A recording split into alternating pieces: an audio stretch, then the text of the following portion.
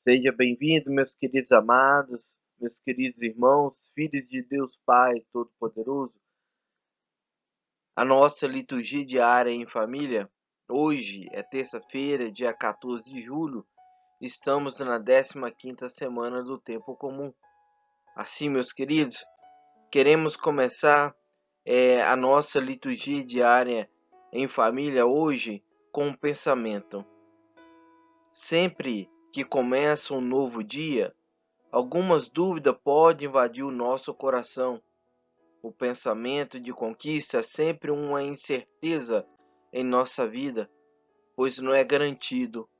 Sendo assim, a oração é o primeiro passo para aqueles que desejam conquistar a vitória, e ter fé é uma boa ajuda para as lutas que travamos no nosso dia a dia.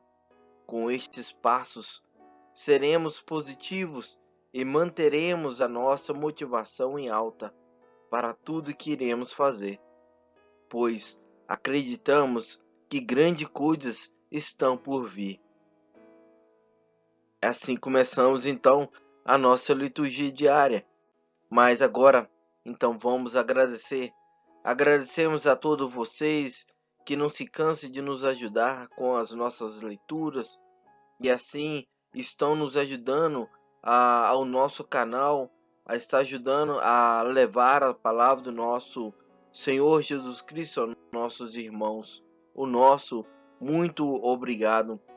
Hoje em especial agradecemos a Luciana e o Márcio, que aceitou o convite de Eliane Garcia Morello, que mora em Brasília, para fazerem as nossas leituras no dia de ontem. A vocês, o nosso muito obrigado. E fique sempre conosco. Que Deus vos abençoe. Em nome do Pai, do Filho e do Espírito Santo. Amém. Queridos, chegou o nosso momento íntimo com o nosso Senhor. Se puder, abaixe a sua cabeça, feche os seus olhos, deita o vosso coração no colo do nosso Senhor. Senhor Deus, vivifica em nós o dom da fé, para que possa vivê-lo e testemunhá-lo.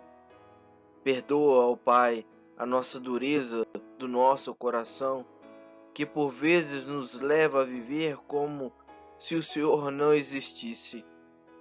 Perdoa-nos, ó Pai, pelas nossas contradições, incoerências, fragilidades e infidelidades para com a vossa palavra, por não ser suficiente humilde em acolher-te de modo como tu nos revela, e deste modo possamos nos purificar para que a vossa majestade retorne a morar em nosso coração.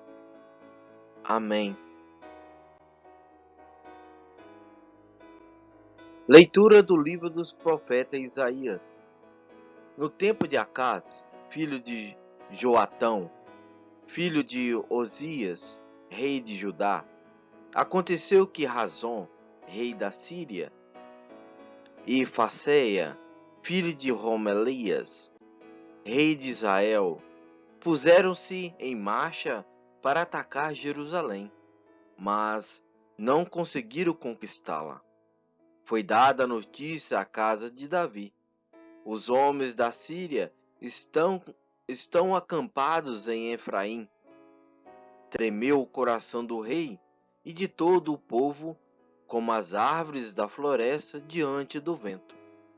Então disse o Senhor a Isaías: vai ao encontro de Acás, com teu filho Seaísabe, isto é, um resto voltará até a ponta do canal, na piscina superior, na direção da escada do campo dos pisadores, e dirás ao rei: procura estar calmo, não temas, nem estremeça o teu coração, por causa desses 2 pedaços de tição formigante, diante da ira furiosa de Rassom e da Síria, e do filho de Romelias, por terem a Síria. Efraim e o filho de Romelias conjurado contra ti, dizendo: Vamos atacar Judá, enchê-lo de medo e conquistá-lo para nós, e nomear novo rei, o filho de Tabel. Isso diz ao Senhor Deus: este plano fracassará, nada disso se realizará. Que seja Damasco a capital da Síria, e Rasson o chefe de Damasco. Dentro de 65 anos deixará Efraim de ser povo, que seja a Samaria capital de Efraim, e o filho de Romelias, chefe de Efraim. De resto, se não confiardes, não podereis manter-vos firmes. Palavra do Senhor. Graças a Deus. Salmo responsorial. Salmo 47. O Senhor estabelece a sua cidade para sempre. O Senhor estabelece a sua cidade para sempre. Grande é o Senhor e muito digno de louvores na cidade onde ele mora. Seus montes santos está esta colina encantadora é a alegria do universo. O Senhor estabelece sua cidade para sempre. Monte Sião, no extremo norte situado, és a mansão do grande rei. Deus revelou-se em sua forte cidadelas, um refúgio poderoso. O Senhor estabeleceu sua cidade para sempre. Pois eis que os reis da terra se aliaram, e todos juntos avançaram, mal a viram, de pavor estremeceram, debandaram perturbados. O Senhor estabelece sua cidade para sempre.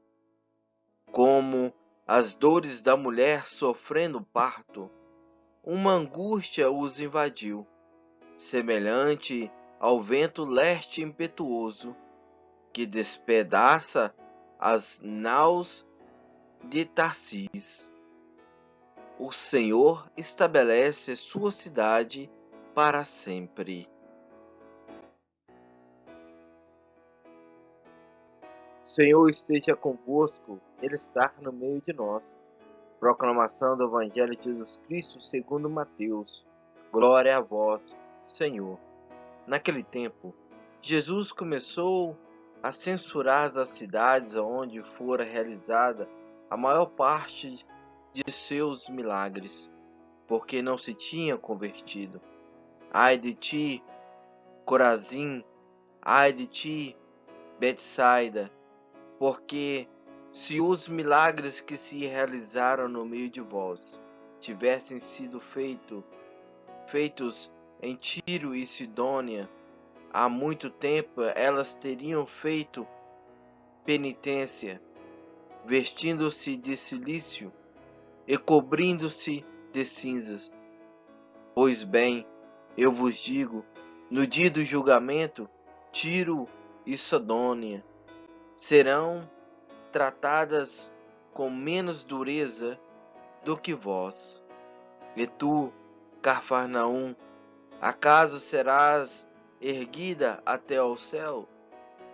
Não, serás jogada no inferno, porque se os milagres que foram realizados no meio de ti tivessem sido feitos em Sodoma, ela existiria até hoje. Eu, porém, vos digo, no dia do juízo, Sodoma será tratada com menos dureza do que vós. Palavra da salvação. Glória a vós, Senhor.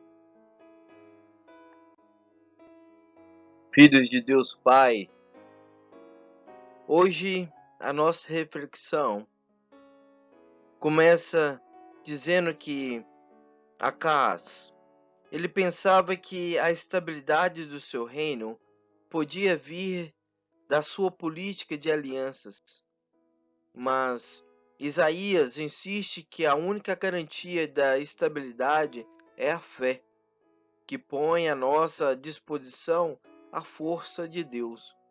Na iminência da invasão sírio-inframita, o rei treme e agita-se, como se agita as árvores das florestas, impelidas pelo vento. Mas Deus, por meio do seu profeta, diz-lhe: tranquiliza-te, tem calma.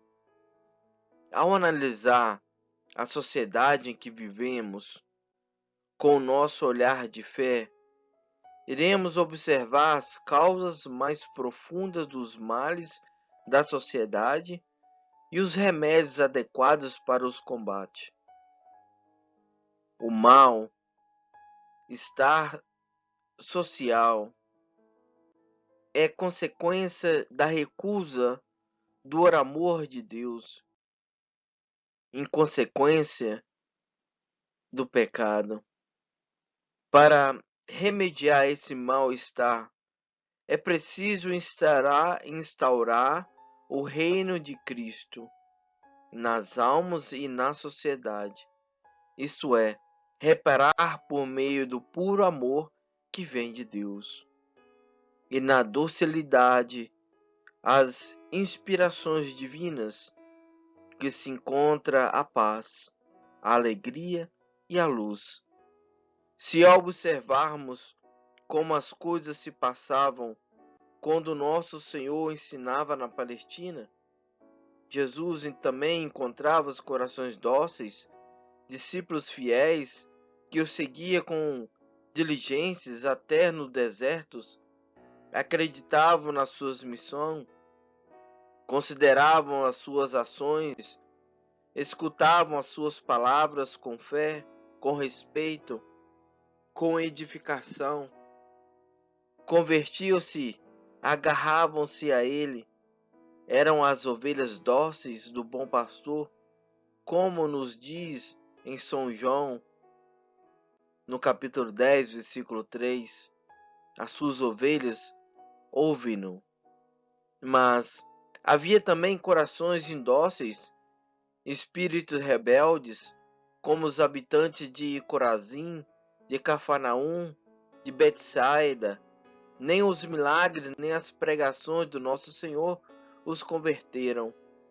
Procuravam interpretar tudo humanamente de acordo com a sua própria vontade, e tudo se escandalizavam.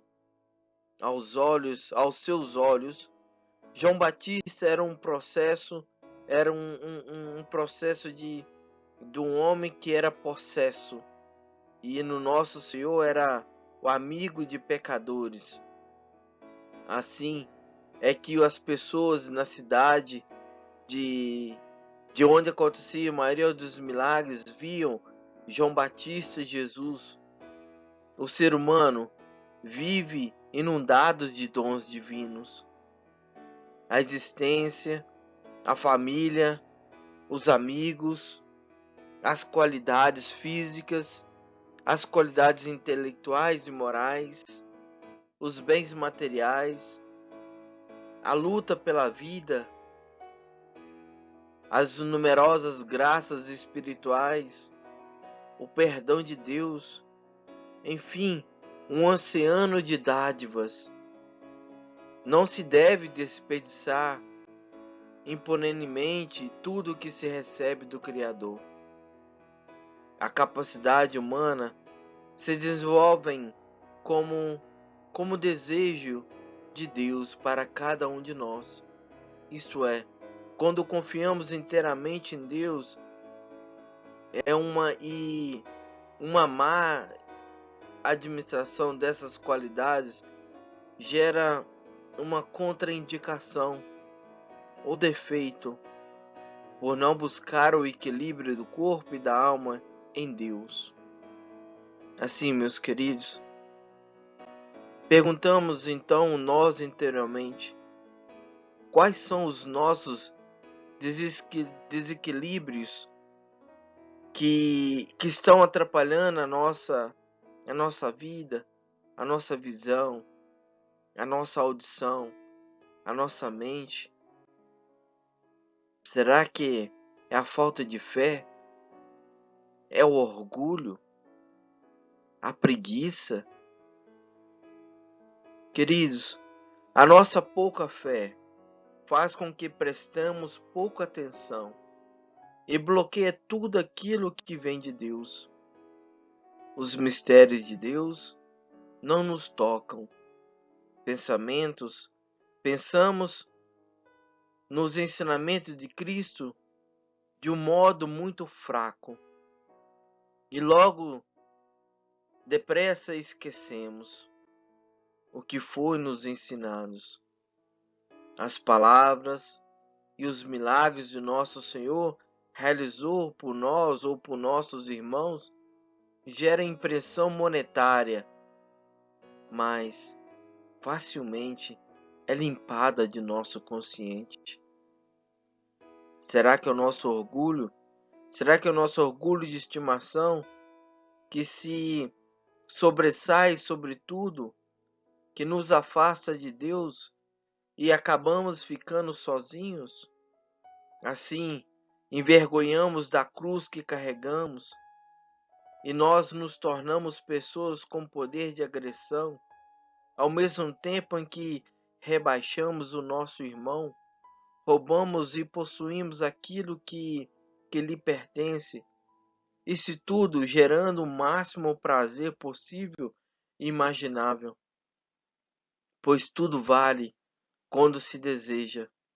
A nossa preguiça afasta-nos da doutrina da cruz, recuamos diante da mortificação e vivemos em constante estado de negligência, sem nenhum momento, sem nenhum empenho em realizar as ações que contribuem para o bem pessoal e coletivo.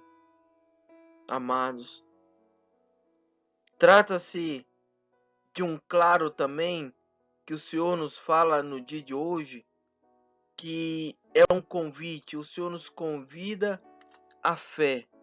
O Senhor nos leva a ter a confiança nele que ele pode nos salvar, pois nós precisamos de regressar a essa atitude de fé, regressar à confiança em Deus.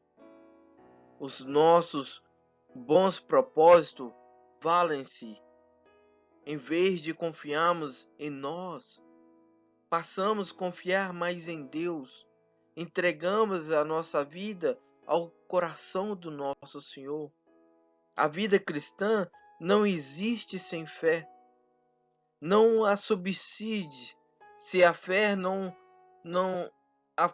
se a fé não for alimentada. Não tem como ela crescer, não tem como ela progredir. Se a fé não for alimentada,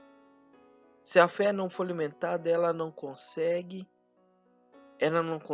sair. Por quê, meus queridos? Porque sem a fé é impossível acreditar no amor de Deus. A fé, todavia, não afasta a lucidez de analisar do que acontece na nossa volta.